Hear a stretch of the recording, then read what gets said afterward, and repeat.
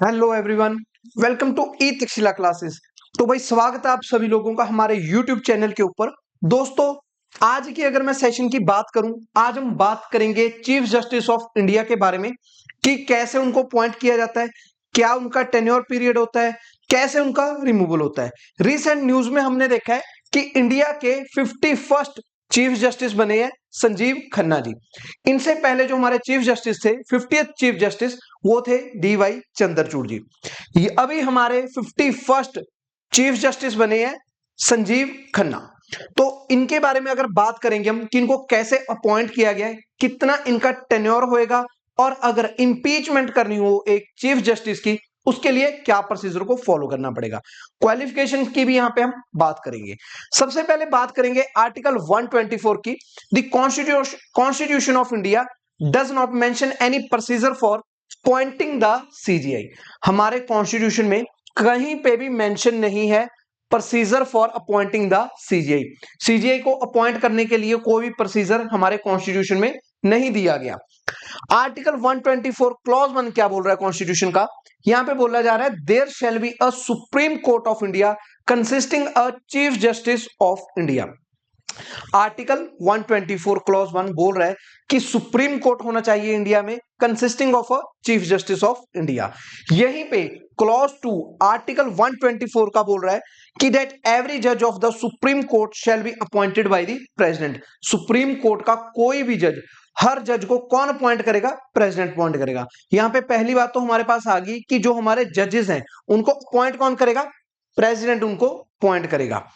Thus, in the absence of a constitutional provision, the procedure to appoint CGI relies on the convention। क्या है ये convention? क्योंकि constitution में तो कोई प्रोसीजर नहीं दिया हुआ, एक एक कन्वेंशन है जिसके ऊपर क्या किया जाएगा? अपॉइंट किया जाएगा सीजीआई को। द आउटगोइंग सीजीआई कन्वेंशन क्या है कि जो हमारे आउटगोइंग सीजीआई है, जैसे मान लो कि अभी डीवाई चंद्रचूड़ जी हैं जो रिटायर हुए हैं, वो क्या करेंगे?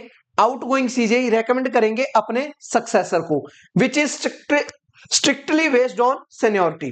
सेनियोरिटी के बेसिस पे वो क्या करेंगे? अपने सक्सेसर को रेकमेंड करेंगे। और यहां पे सेनियोरिटी का मतलब ये नहीं है कि जो उम्र में सबसे बड़ा हो। सीनियोरिटी का मतलब रहेगा the number of years a जज has been serving in the top court of the country. उन्होंने कितने साल टॉप कोर्ट जो होएगा कंट्री का उसमें लगाए हैं। तो जो सबसे एक्सपीरियंस जज होएगा उनका नाम रेकमेंड किया जाएगा नेक्स्ट सीजीआई के लिए। और यहीं पे गवर्नमेंट के रोल की अगर बात करें, गवर्नमेंट का क्या रोल रहेगा? सेंट्रल गवर्नमेंट का यहां पे कोई भी रोल नहीं होता सीजीआई की अपॉइंटमेंट में। सिर्फ यूनियन लॉ मिनिस्टर है जो यहां पे आउटगोइंग सीजीआई होंगे, जिस नाम को रेकमेंड करेंगे वो नाम को आगे क्या करेंगे? उनको आगे प्राइम मिनिस्टर के पास भेजेंगे। यहां पे गवर्नमेंट का बस इतना सा ही रोल है, इससे ज्यादा गवर्नमेंट का कोई रोल नहीं है। रेकमेंड कौन करेगा? Outgoing CGI. बस वो उस नाम को जो हमारे यूनियन लॉ मिनिस्टर होंगे वो आगे किसको देंगे? Sending it to the Prime Minister. अब अगर मैं बात करूं कौन बन सकता है Chief Justice of India, who can become the Chief Justice of India. पहले तो सबसे पहली बात है कि वो इंडियन सिटीजन होने चाहिए। उसके बाद have been for at least 5 years a जज ऑफ हाई कोर्ट। उनको एक बंदा जिसने सीजीआई बनना है, पहले तो वो इंडिया का क्या होना चाहिए? सिटीजन होना चाहिए। दूसरा, 5 साल के लिए वो हाई कोर्ट में जज रह चुके होने चाहिए। तो ये है यहां पे क्वालिफिकेशन। और दूसरा पॉइंट क्या बता रहा है यहां पे? यहां वो 10 साल के लिए एडवोकेट रहे हो किसी भी हाई कोर्ट में। तो यहां पे ये क्वालिफिकेशन की बात हो रही है चीफ जस्टिस ऑफ इंडिया की। ठीक है जी। और तीसरा क्या है? Be in the opinion of the president a distinguished jurist. तो ये तीन यहां पे क्वालिफिकेशंस बताई हुई हैं कि सीजीआई के लिए कौन बंदा सीजीआई बन सकता है। Who appoints the CGI? बात आ रही है सीजीआई को पॉइंट कौन करेगा। हमने स्टार्टिंग में ही देखा है कि जो सुप्रीम कोर्ट के जजेस हैं उनको कौन पॉइंट करता है? प्रेसिडेंट अपॉइंट करता है। The Chief Justice of India and the other judges of Supreme Court are appointed by the President under clause 2 of Article 124। Article 124 के क्लॉज 2 में हमने देखा था कि एवरी जज of supreme court is appointed by president. Supreme court के जज को अपॉइंट करेगा प्रेसिडेंट। तो यहां पे चीफ जस्टिस में बीच में ही आ जाएंगे। और यहीं पे आर्टिकल 217 क्या बात कर रहा है कि जो हाई कोर्ट का जज होएगा उसमें बताया हुआ है president should consult the CGI, governor, chief Justice of high court concern, जिस हाई कोर्ट में जजेस अपॉइंट करना है उसके लिए चीफ जस्टिस ऑफ इंडिया, उस स्टेट के गवर्नर और उस स्टेट का जो हाई कोर्ट होगा उसके चीफ जस्टिस के साथ क्या करेगा, प्रेजेंट कंसल्टेशन करेगा, उसके बाद वहां पे हाई कोर्ट में जजेस को अपॉइंट किया जाएगा। Further the tenure of CGI is, अब बात चल रही है भाई टेन्योर की, कितने साल का कार्यकाल होगा उनका। सीजीआई यहां पे उनकी एज बताई होगी, जब तक वो 65 साल के होंगे तब तक वो क्या कर सकते हैं, चीफ जस्टिस रह सकते हैं। 65 के बाद उनकी रिटायरिंग एज है, रिटायर हो जाएंगे वो। और यहीं पे हाई कोर्ट के जज की मैं अगर बात करूं टेन्योर की, तो यहां पे एज है 62 ईयर्स। तो हाई कोर्ट में 62 साल और सुप्रीम कोर्ट के केस में 65 साल, ये यहां पे हमारे पास एज यहां पे बताया हुआ है टेन्योर उनका। नेक्स्ट बात करेंगे रिमूवल ऑफ सीजीआई। अगर मैं इंपीचमेंट की बात करूं तो एक इंपीचमेंट कैसे होएगा चीफ जस्टिस का, सिर्फ दो ग्राउंड्स ही हैं जिनके ऊपर इनको रिमूव किया जाता है, एक तो मिसबिहेवियर है और दूसरा इनकैपेसिटी है। पहले सबसे पहले अगर उनका इंपीचमेंट प्रोसेस स्टार्ट होना होगा उसके लिए राज्य प्रोसेस उनका कहीं भी स्टार्ट हो सकता है, राज्यसभा या लोकसभा। अगर तो प्रोसेस राज्यसभा से स्टार्ट होएगा तो 50 मेंबर्स 50 एमपीज रिटर्न देंगे कि हाँ इंपीचमेंट प्रोसेस स्टार्ट करवाना है, वो मोशन स्टार्ट होएगा। At least 50 members in case of Rajya Sabha, अगर मोशन वहां पे स्टार्ट हो रहा है। अगर मैं बात करूं लोकसभा की, लोकसभा में अगर वो मोशन स्टार्ट करना है तो 100 मेंबर्स का रिटर्न चाहिए, तो वो मोशन आगे जाएगा चेयरमैन या स्पीकर के पास। अगर वो उसको एक्सेप्ट कर लेता है कि हाँ जो आपने उनके ऊपर एलिगेशंस जो भी लगाए हैं वो सही है, तो आगे फर्दर प्रोसीडिंग स्टार्ट होगी। अगर उन्होंने उसे मना कर दिया, डिक्लाइन कर दिया, तो वो मोशन उसी टाइम खत्म हो जाएगा। अगर उन्होंने पास कर दिया फिर आगे 3 मेंबर कमेटी बनती है, वो अपनी रिपोर्ट सबमिट करेंगे।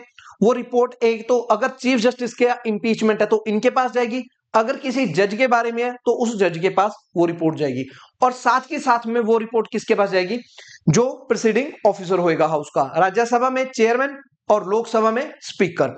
फिर उसके बाद वो अगर एलिगेशंस माने जाते हैं वो रिपोर्ट आगे प्रेसिडेंट के पास जाएगी। फिर ये इंपीचमेंट प्रोसेस है। अ जज of the Supreme Court shall not be removed from his office except by an order of the President passed after an address by each house of the parliament। each house वहां पे address किया जाएगा, और majority कितनी चाहिए, majority of the total memberships of that house and by a majority of not less than 2/3 of the members of that house present and voting with the address in the same session presented to the president for the removal। ये दो grounds मैंने आपको starting में बता दिए, misbehaviour और incapacity, इन दो grounds पे उनको इंपीच किया जा सकता है। अब मैं बात करता हूं कि इंडिया में कौन सा सिस्टम फॉलो किया जाता है फॉर रेकमेंडिंग एंड अपॉइंटिंग जजेस। जो हम जजेस का नाम रेकमेंड करते हैं, उनको अपॉइंट करते हैं, कौन से प्रोसीजर को यहां पे फॉलो किया जाता है। कॉलेजियम सिस्टम है जिसे यहां पे फॉलो किया जाएगा जजेस की अपॉइंटमेंट और रेकमेंडेशन के लिए। तो ये कॉलेजियम सिस्टम है क्या, more than 2 decades old collegium system is followed in appointment of judges consisting of 5 senior most judges of the Supreme Court and High Court। 5 senior most जज होंगे सुप्रीम कोर्ट के और हाई कोर्ट के, एक bench मिलके बैठेगा जो आगे जजेस का नाम को रेकमेंड करेंगे और आगे वो अपॉइंट करेंगे। पहली बात, ये जो टर्म है कोलिजियम, ये कहीं भी मेंशन नहीं है हमारे कॉन्स्टिट्यूशन में, which only speaks of the consultation by the president.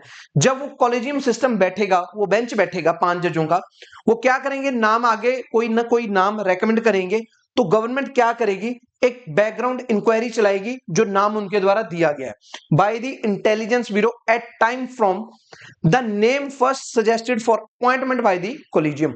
जो कोलिजियम ने नाम सजेस्ट किया था उस नाम के ऊपर वो क्या करेंगे, एक बैकग्राउंड इंक्वायरी बिठाएंगे इंटेलिजेंस ब्यूरो के द्वारा।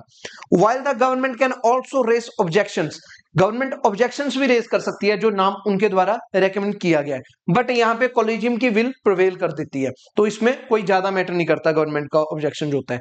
आफ्टर द कॉलेजियम्स रिकमेंडेशंस, जो रिकमेंडेशंस उन्होंने दी है कॉलेजियम बेंच ने, सिस्टम ने, उनके द्वारा उनको फाइनलाइज किया जाएगा और received by the from the CGI.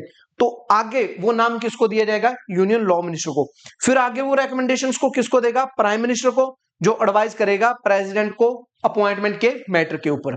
तो मेनली यहाँ पे जो कॉलेजियम सिस्टम हमारा बेंच बैठा था जजेस का, जो नाम वो रेकमेंड करेंगे वही जज बनेगा, ठीक है जी। तो ऐसे हमारे जजेस को अपॉइंट और रेकमेंड किया जाता है। तो ये था हमारा आज का ये सेशन सीजीआई के ऊपर कि कैसे सीजीआई को अपॉइंट किया जाता है, कितनी उनकी क्वालिफिकेशन होती है, क्या प्रोसीजर होता है, टेन्योर कितना होता है और उनका रिमूवल प्रोसेस देखा हमने। और साथ के साथ में हमने जजेस को कैसे अपॉइंट किया जाता है, कौन सा सिस्टम है, कॉलेजियम सिस्टम, इसकी बात की थी। तो ये थी आज की हमारी वीडियो। दोस्तों अगर वीडियो आपको अच्छी लगी हो तो चैनल को सब्सक्राइब कीजिएगा और वीडियो को लाइक कीजिएगा। थैंक यू एंड जय हिंद।